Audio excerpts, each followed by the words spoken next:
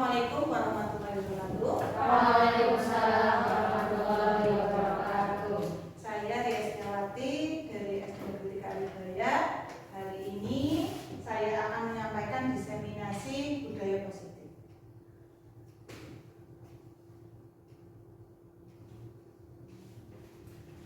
Penyebaran pemahaman dan penerapan pengalaman budaya positif oleh saya Riasnawati, SMK Kalibaya Kecamatan Pakentan, CGP Angkatan 10, Kabupaten Banjarnegara.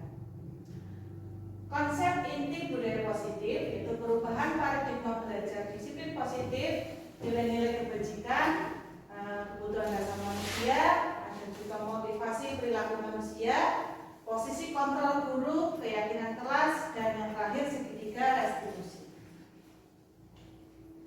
Yang pertama, pembelajaran dengan paradigma baru.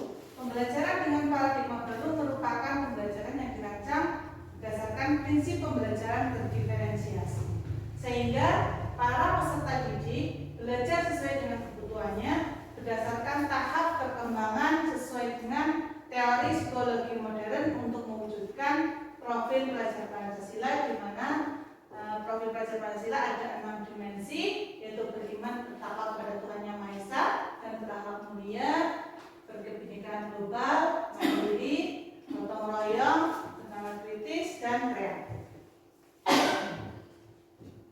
Yang kedua, miskonsepsi tentang teori kontrol. Yang pertama, ilusi bahwa guru itu mengontrol murid. Yang kedua, ilusi bahwa kritik dan membuat rasa bersalah mampu menguatkan karakter.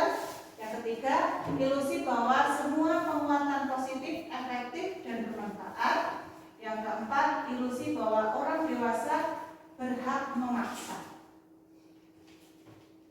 Mengubah paradigma stimulus respon ke pendekatan teori kontrol, di mana stimulus respon itu yang pertama, realitas atau kebutuhan kita sama, semua orang melihat hal yang sama, kita mencoba mengubah orang agar berpandangan sama dengan kita.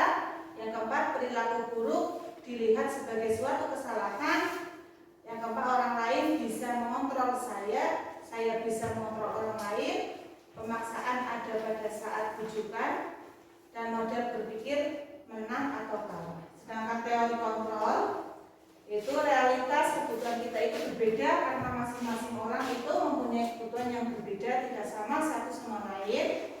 Yang kedua, setiap orang memiliki gambaran yang berbeda.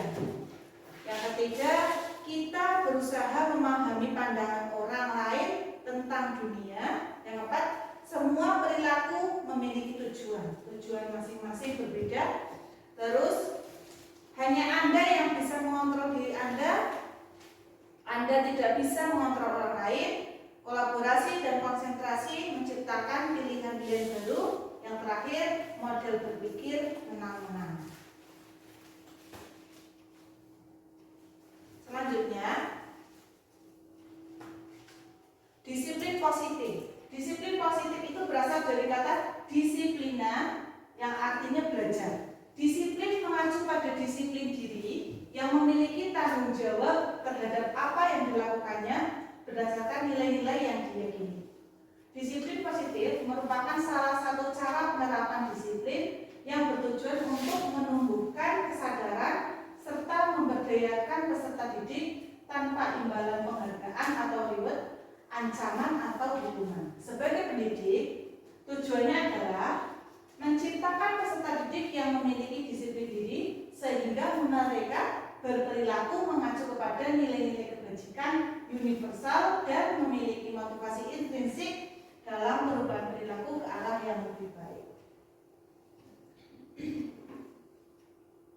Nilai-nilai kebijakannya, nilai-nilai yang disepakati bersama lepas dari suku, bangsa, agama, bahasa maupun latar belakang. Itu adalah pengertian dari nilai-nilai kebajikan. Contoh nilai kebajikannya, yang pertama, profil pelajar Pancasila itu terdiri dari 6 dimensi, yaitu beriman dan bertakwa pada Tuhan Yang Maha Esa dan berakhlak mulia, berkebinekaan global, gotong royong, mandiri, kreatif, dan bernalar kritis. Sedangkan menurut Pimariat Program atau PYP, kurikulum PYP adalah untuk anak usia 3 sampai 12 tahun, contohnya nilai kebajikannya yaitu toleransi, rasa hormat, integritas, mandiri, menghargai, antusias, empati, keingintahuan, kreativitas, kerjasama, percaya diri, dan komitmen. Yang terakhir, keterampilan hidup atau life skill. Nilai-nilai kebajikannya seperti dapat dipercaya, lurus hati, pendengar aktif, tidak merendahkan orang lain, dan memberikan yang terbaik dari diri. Kebutuhan dasar manusia. Setiap manusia itu memiliki kebutuhan dasar. Artinya kebutuhan dasar adalah segala sesuatu yang kita lakukan untuk mendapatkan apa yang kita lakukan, untuk mendapatkan apa yang kita inginkan. Seluruh tindakan yang kita lakukan memiliki tujuan tertentu, dan semua usaha terbaik yang kita lakukan adalah dalam rangka agar kebutuhan dasar kita terpenuhi dengan baik. Nah, ada 5 kebutuhan dasar manusia. Yang pertama itu bertahan hidup. Bertahan hidup terdiri dari makanan, pakaian, tempat tinggal, keamanan, dan kesehatan. Itu adalah kebutuhan dasar manusia yang pertama. Kebutuhan dasar manusia yang kedua yaitu kasih sayang dan rasa diterima. Seperti rasa diterima, dipedulikan, berbagi, kerjasama, dan menjadi bagian dari kelompok. Sedangkan kebutuhan dasar yang ketiga yaitu penguasaan. Terdiri dari harga diri, keinginan untuk dianggap, memimpin, berprestasi, diakui, didengar. Kebutuhan dasar yang keempat yaitu kebebasan, yaitu mandiri, memiliki pilihan, mencoba hal baru, mampu mengendalikan arah dirinya. Yang terakhir, kebutuhan dasar manusia yaitu kesenangan, yang terdiri dari bermain, humor, antusiasme, dan tertawa. Berikut lagi motivasi perilaku manusia. Motivasi perilaku manusia itu terdiri dari 2. Yang pertama, motivasi intrinsik, yaitu motivasi dari dalam diri. Contohnya untuk menjadi orang yang mereka inginkan dan menghargai diri sendiri dengan nilai-nilai yang mereka percaya. Kemudian ada motivasi ekstrinsik. Motivasi ekstrinsik yaitu dari luar, untuk menghindari ketidaknyamanan atau hukuman. Terus yang kedua, untuk mendapatkan imbalan atau penghargaan dari orang lain. Berikut motivasi perilaku manusia. Nah, perbedaan dari hukuman, konsekuensi, dan restitusi. Ternyata antara hukuman, konsekuensi, dan restitusi itu ada perbedaannya. Perbedaannya adalah pertama, hukuman itu ciri-cirinya tidak terencana atau tiba-tiba. Yang kedua, murid tidak tahu apa yang akan terjadi atau tidak dilibatkan. Yang ketiga, bersifat satu arah. Terus yang terakhir, berupa hukuman fisik atau psikis. Itu adalah hukuman. Ciri-cirinya tiba-tiba, berarti tidak ada kesepakatan. Terus murid tidak tahu, hanya sepihak saja dari guru, seperti itu. Terus bersifat hukuman fisik dan psikis. Ada yang kedua, konsekuensi. Konsekuensi itu yang pertama terencana atau disepakati sesuai peraturan.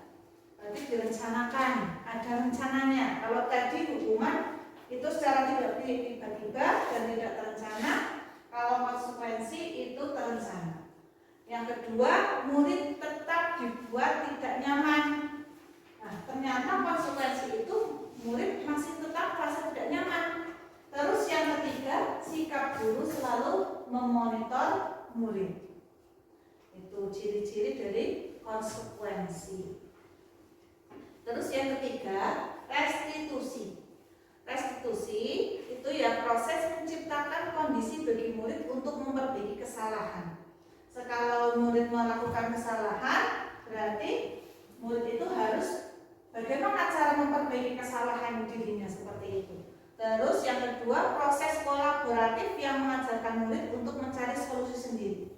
Anak diharapkan untuk mencari solusi sendiri dari permasalahan yang terjadi pada anak tersebut, sehingga anak tersebut dapat memperbaiki kesalahannya dengan mencari solusinya sendiri. Seperti itu. Ada 5 posisi kontrol guru.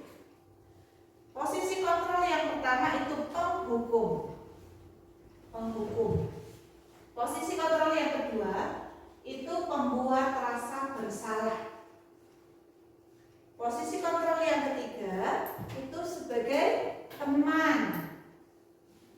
Posisi kontrol yang keempat itu pemantau. Sedangkan posisi yang terakhir itu sebagai manajer.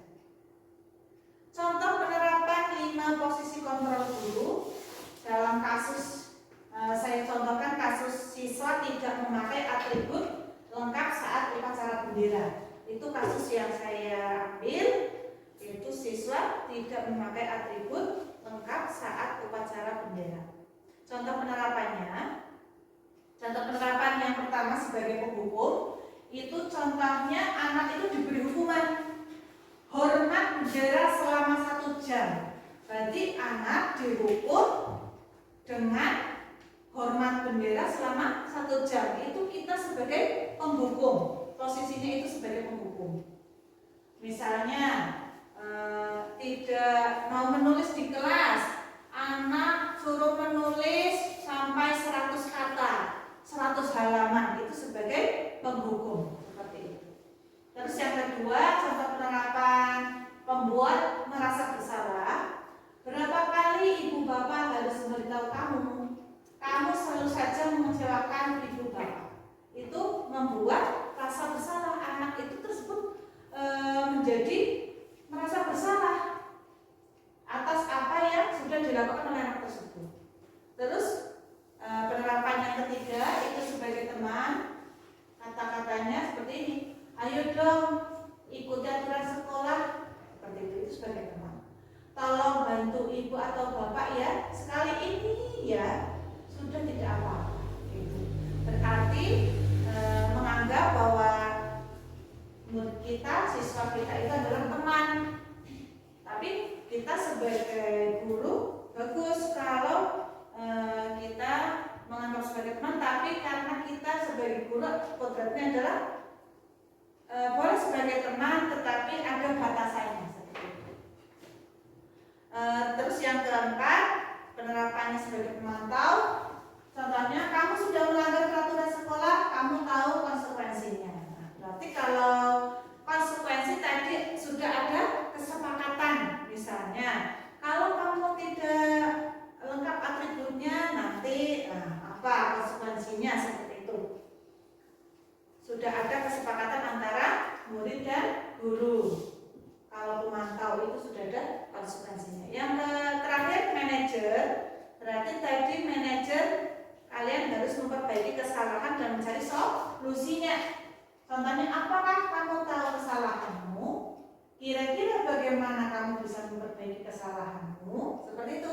Berarti anak ditanya dulu, kesalahannya apa? Biar anak tahu apa ya kesalahan yang sudah saya lakukan, seperti itu. Baru bagaimana cara memperbaiki kesalahan, seperti itu. Berarti anak disuruh untuk mencari solusinya sendiri. Pertama itu tahu dulu kesalahannya, yang kedua cari solusi dalam memperbaiki kesalahan. Itu sebagai manajer. Keyakinan kelas. Mengapa keyakinan kelas? Mengapa bukan peraturan kelas?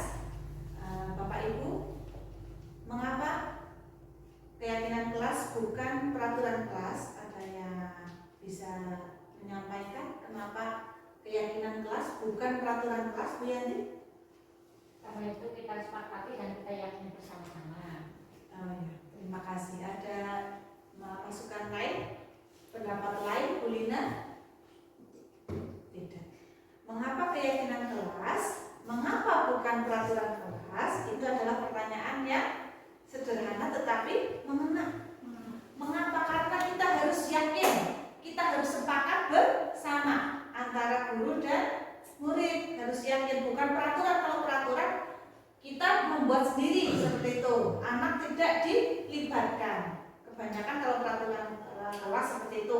Kalau keyakinan kelas berarti anak juga dilibatkan dalam membuat keyakinan kelas. Nah, pembentukan keyakinan kelas yang pertama itu bersifat abstrak. Yang kedua berupa pernyataan universal. Ketiga, dibuat dalam pernyataan positif. Misalnya jangan buang sampah sembarangan. Jangan, itu negatif. Makanya berarti buang sampah sembarangan. Terus jangan main di jalan. Berarti mainlah di halaman. Sebenarnya seperti itu. Jangan menggunakan ancaman. Sedikit saja agar mudah diingat, tidak usah banyak kata-kata. Katanya sedikit saja tapi mudah diingat. Terus sesuai dengan kondisi kelas dan sekolah. Kita harus menyesuaikan dengan kondisi kelas dan sekolahnya, membuat keyakinan itu sesuai dengan kondisi sehingga mudah diterapkan. Terus semua warga sekolah atau warga kelas dilibatkan saat membuat keyakinan kelas, tidak sepihak antara dua belah pihak. Segitiga restitusi. Segitiga restitusi adalah suatu proses dialog yang dijalankan oleh guru agar dapat menghasilkan murid yang mandiri dan bertanggung jawab. Itu arti dari segitiga restitusi. Segitiga restitusi itu ada 3 tahapan. Yang pertama itu menstabilkan identitas, terus validasi tindakan yang salah, yang terakhir menanyakan keyakinan. Menstabilkan identitas. Berdasarkan prinsip membuat kesalahan ada bagian dari proses pembelajaran. Nah, proses pembelajaran itu ada pada tahap menstabilkan identitas. Contohnya, berbuat salah itu wajar. Terus tidak ada manusia yang sempurna. Itu contoh katanya. Ibu atau bapak juga pernah melakukan itu. Ibu bapak tidak mau mencari siapa yang salah, tapi ibu bapak ingin mencari solusi dari permasalahan ini. Kamu berhak merasa begitu. Itu contohnya. Terus yang kedua, validasi tindakan yang salah. Artinya, berdasarkan prinsip setiap perilaku berupaya memenuhi suatu kebutuhan tertentu. Tadi setelah kita menstabilkan identitas, yang kedua validasi tindakan yang salah. Contohnya, kamu pasti punya alasan mengapa melakukan hal itu. Berarti itu namanya validasi tindakan yang salah, menanyakan. Padahal kamu bisa melakukan yang lebih buruk dari ini ya. Kamu patut bangga karena telah melindungi sesuatu yang penting buatmu. Kamu melakukan karena mempertahankan sesuatu yang penting bagimu. Itu contoh kata-katanya dalam validasi tindakan yang salah. Memvalidasi tindakannya salah tidak, seperti itu yang dilakukan.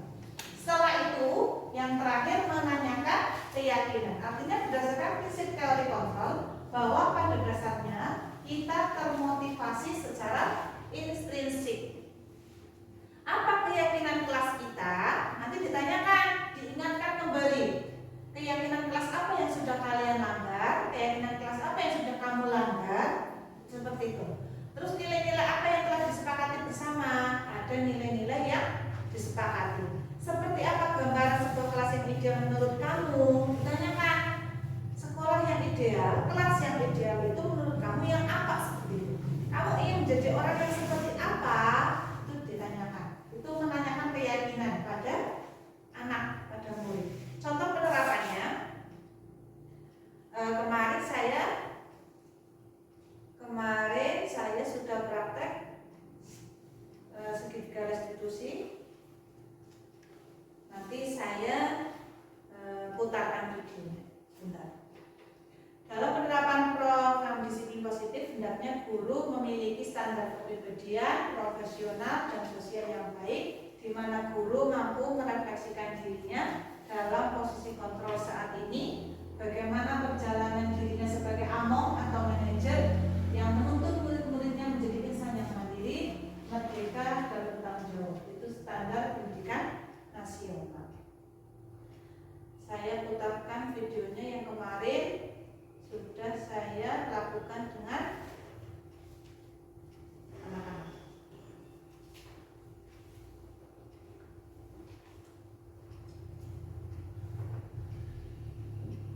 Kasus yang pertama itu saya dengan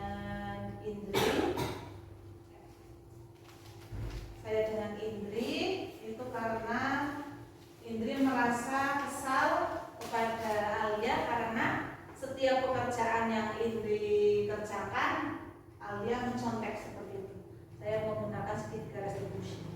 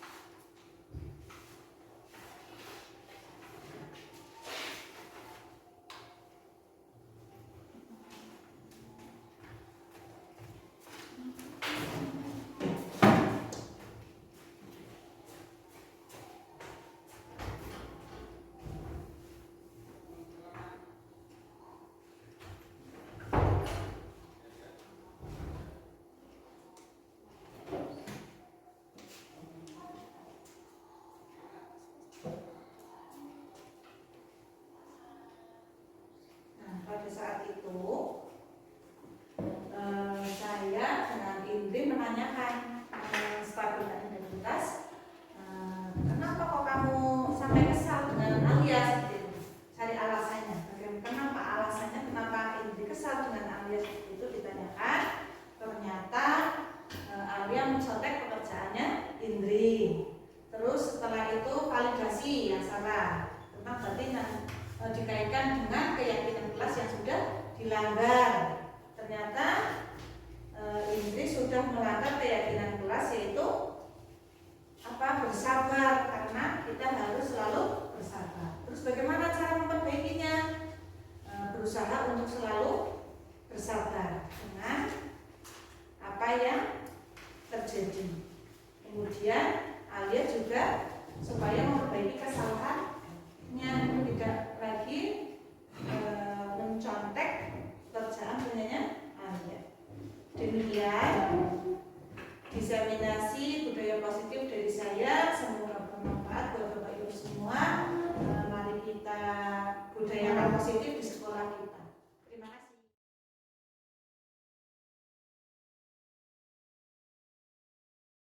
Assalamualaikum warahmatullahi wabarakatuh. Waalaikumsalam warahmatullahi wabarakatuh. Selamat pagi semuanya. Pagi, luar biasa, tetap semangat. Kurang semangat. Selamat pagi semuanya. Pagi, luar biasa, tetap semangat. Oke, semangat hari ini sangat membara. Hari ini sebelum kita melakukan kegiatan selanjutnya, kita berbagi materi. Assalamualaikum warahmatullahi wabarakatuh. Waalaikumsalam warahmatullahi wabarakatuh. Berdoa dimulai. A'udzu billahi minasyaitonir rajim. Bismillahirrahmanirrahim. Raditu billahi rabba wa bil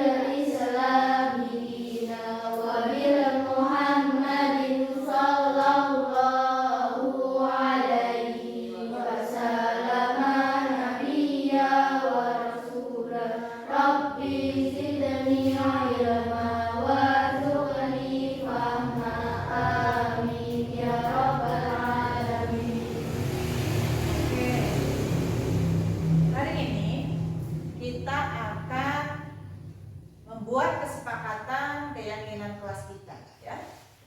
Ada yang tahu keyakinan kelas itu apa? Kalau yakin sih apa?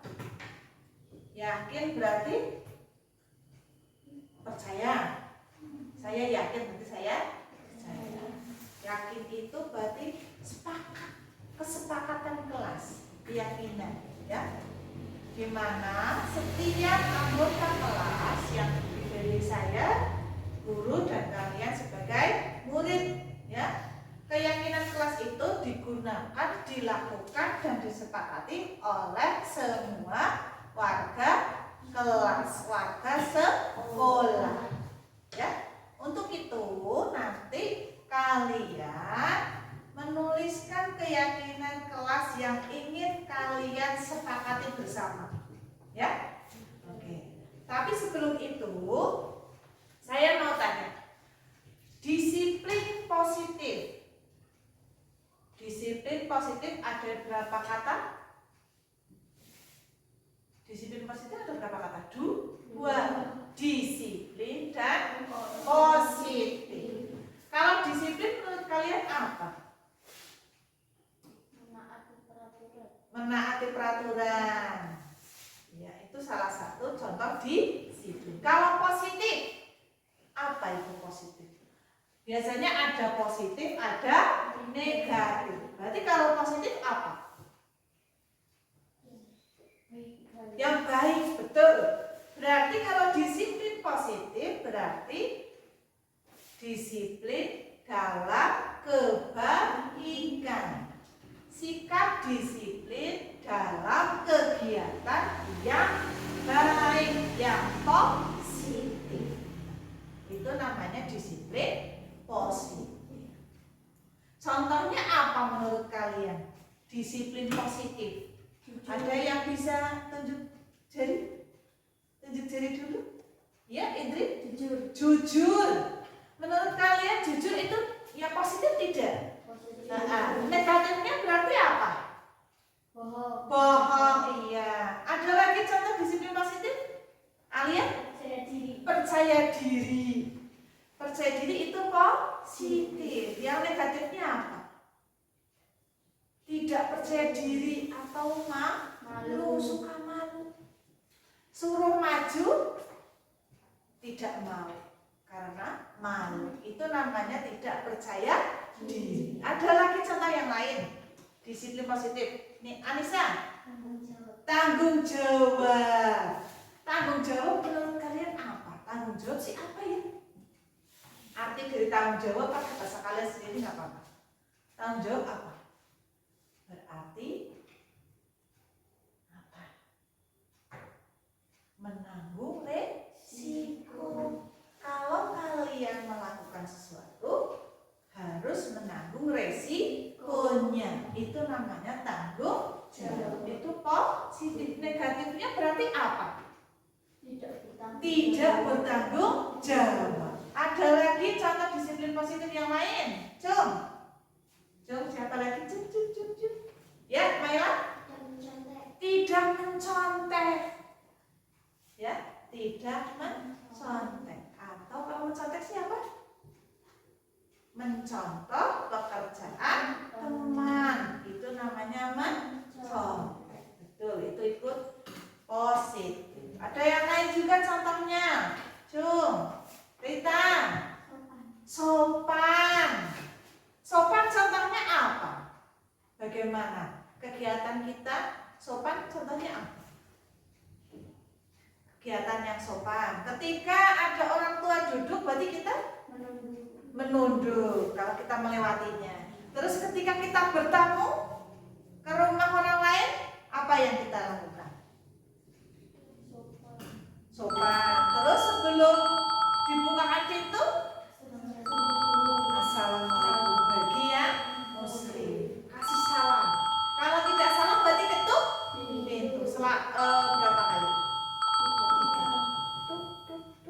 Assalamualaikum. Seperti itu ya. Kalau belum dibukakan jangan dibuka sendiri. Terus ketika ada orang tua yang sedang duduk, kita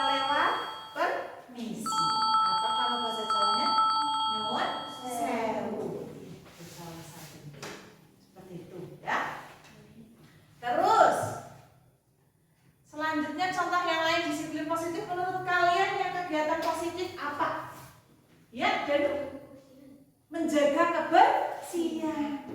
Ada pepatah gimana? Kebersihan sebagian dari iman. Berarti kita harus selalu menjaga kebersihan. Baik itu kebersihan apa? Pakaian, lingkungan. Itu juga salah satu.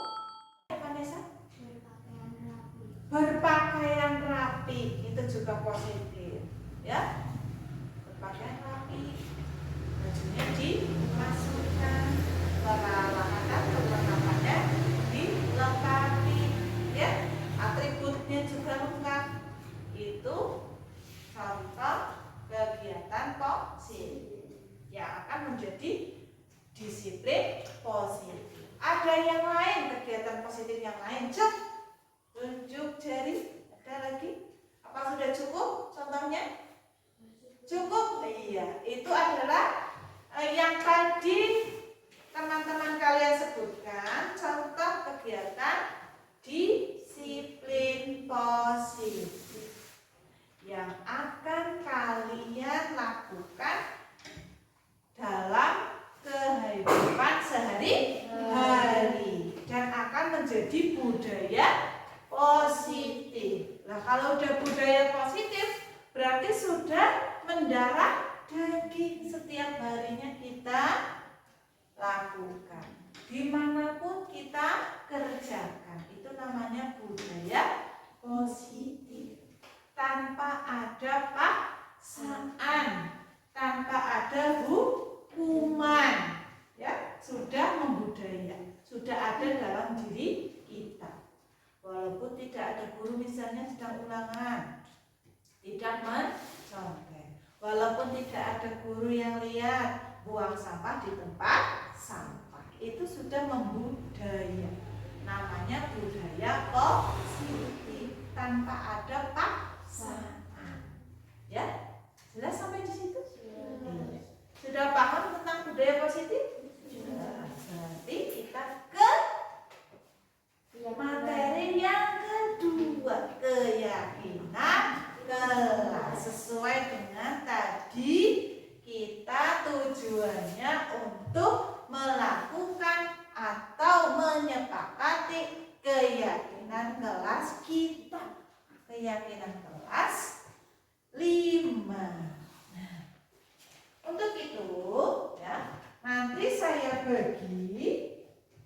Ini namanya sticky note. Apa? Sticky note, catatan. Nanti kalian tulis keyakinan kelas yang ingin kalian sepakati dan kalian mampu apa? Melakukannya, menaatinya, dan tidak ingin melanggarnya. Ya, oke? Saya bagi.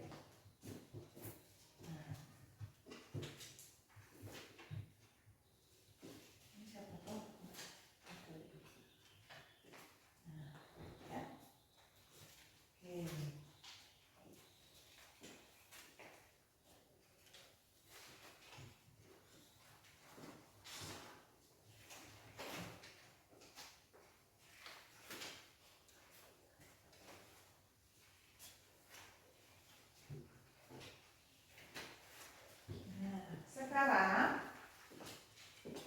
kalian menuliskan keyakinan kelas yang ingin kalian sepakati di kelas yang dapat kalian taati keyakinan kelas tersebut dan tidak ingin melanggarnya. Ya, boleh ditulis. Saya kasih waktu. Silakan kalian tulis di sticky note tersebut.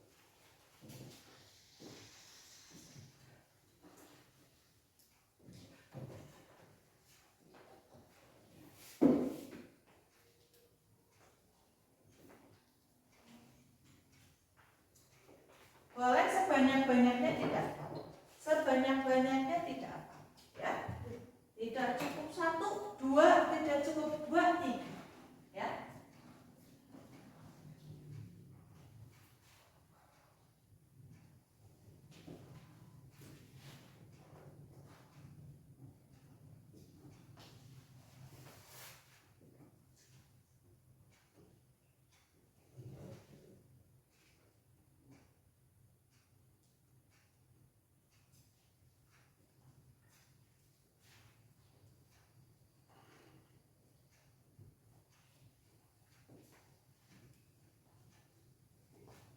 Keyakinan kelas yang menurut kalian mudah diingat, mudah dilakukan, dan tidak ingin dilanggarnya.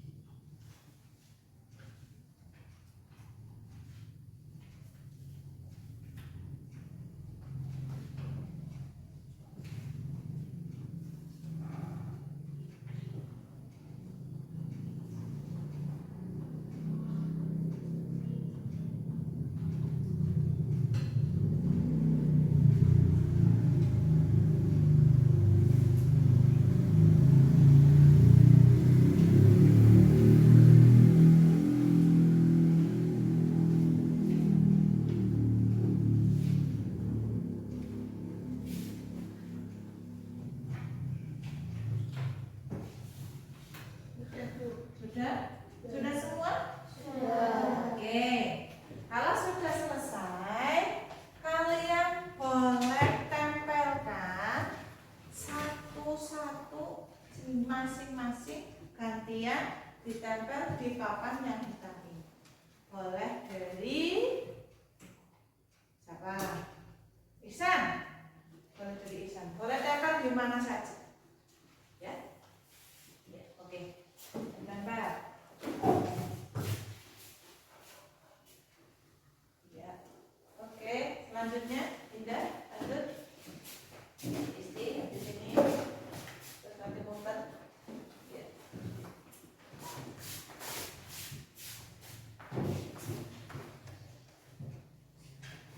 Yuk, Lutfi.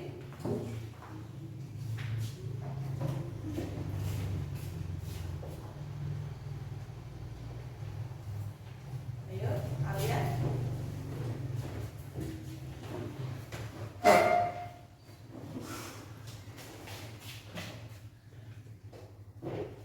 Boleh dikasih gambar nggak Pak? Yuk, kita selanjutnya.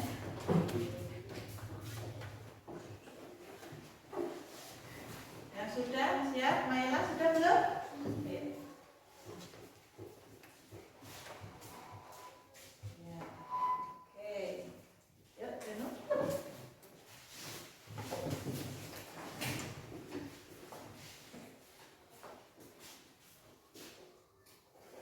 Ya. Yuk. Pak Anessa.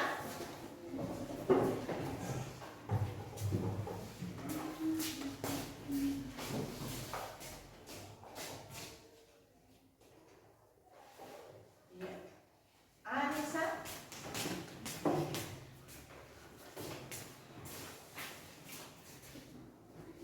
Ya. Oke, Indri. Oke, terima kasih. Sudah semua ya? Sudah semua. Sudah kalian tulis keyakinan kelas yang ingin kita sepakati. Ada yang mau sukarela membacanya di depan? Coba. Sukarela membaca saja. Ayo, ayo, ayo. Apakah saya tunjuk? Saya tunjuk apa sukarela? Tunjuk.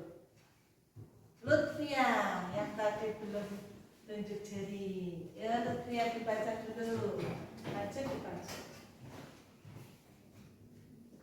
Keyakinan kelas yang ditulis kalian akan dibacakan oleh Lutfia. Di sini.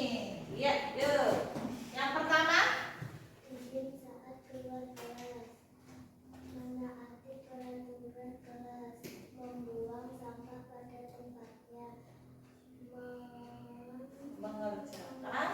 tugas dari gurumu. Sopan dengan gurumu. Iya betul ya. Ada yang lain yang mau bacakan lagi? Isti, yuk. Isti bacakan. Yang mana yang mau dibacakan? Ya. Melaksanakan tiket kelas. Menggunakan perhiasan tidak gelap. Iya. Iksan, baca coba maju. Oh iya jodoh dulu boleh. Jodoh dulu. Jodoh baca 3 ya. Iya. Jodoh baca 3. Yang keras ya. Iya.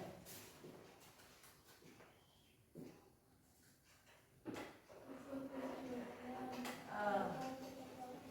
Ya. Terus yang mana lagi? Ini?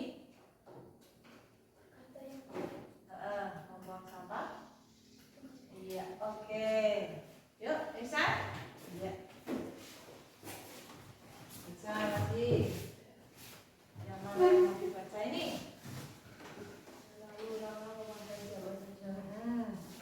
Menyapa saat bertemu. Tidak menanyakan. Terakhir? Datang tepat waktu. Iya. Yuk, Indah. Tadi Maila udah tujuh ya? Ayo. Yuk, Indah. Apa soal ya boleh? Menjaga kebersihan sekolah. Sopan pada guru. Iya, terima kasih. Saya bacakan ya. Keyakinan kelas yang pertama, izin saat keluar kelas. Sepakat? Iya. Berarti kalau keluar kelas harus izin. Yang kedua, menaati peraturan kelas. Kita sudah membuat keyakinan kelas. Kita harus menaati. Terus membuang sampah pada tempatnya. Sepakat? Siap? Siap melaksanakan? Siap menaati? Siap. Yang keempat, mengerjakan tugas dari gurumu. Sepakat? Sopan dengan gurumu. Sepakat? Jujur saat ulangan. Sepakat. Makan dan minum saat jam istirahat. Sepakat. Membuang sampah pada tempatnya. Berkata yang baik. Iya. Menjaga kebersihan sekolah. Sopan kepada guru. Terus memakai baju rapi. Iya. Penuh kasih sayang kepada sesama teman. Menghormati orang yang lebih tua. Datang tepat waktu. Melaksanakan tiket kelas. Menggunakan perhiasan tidak berlebihan. Bagi yang putri, yang putra tidak pakai perhiasan. Patuh terhadap perintah guru. Selalu ramah kepada siapa saja. Menyapa saat bertemu. Tidak menyontek saat ulangan. Terus berbuat baik dengan teman. Sepakat semuanya? Berarti kita sepakat dengan keyakinan kelas yang sudah kalian tulis. Sepakat. Setuju? Akan menaatinya? Tidak akan melanggarnya? Berarti kita sudah melakukan membuat keyakinan kelas. Oke? Demikian keyakinan kelas yang sudah kita sepakati bersama, yang kita taati bersama, dan kita tidak boleh melanggarnya. Sepakat? Sepakat. Oke.